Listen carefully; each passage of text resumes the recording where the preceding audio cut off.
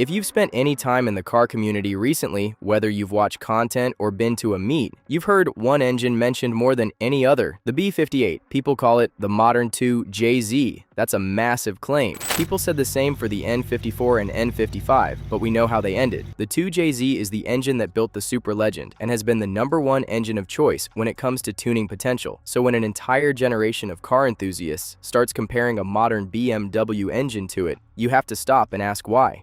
The B58 is a 3-liter turbocharged straight-six, aluminum block, closed deck design, forged crankshaft, forged connecting rods. From the factory, it makes anywhere between 322 and 382 horsepower, depending on the model and the year, with torque ranging from around 330 to 369 pound-feet. The 0 to 60 time in most B58 cars sits under 4.5 seconds straight from the showroom. It runs a single twin-scroll turbocharger feeding all 6 cylinders, with the intercooler integrated directly into the intake. That means almost zero lag and instant boost response. Behind it, you'll usually find ZF's 8-speed automatic, one of the strongest gearboxes in the industry, capable of handling serious power without braking. The B58 is everywhere. It powers over 40 different vehicles across BMW's lineup. It's in the M340i and 440i and almost everything else in the BMW lineup with their 40i variants, with some small exceptions. And then the move that changed everything, Toyota chose this engine to bring back the Supra. The new A90 GR Supra, the spiritual successor to the 2JZ legend, runs a B58.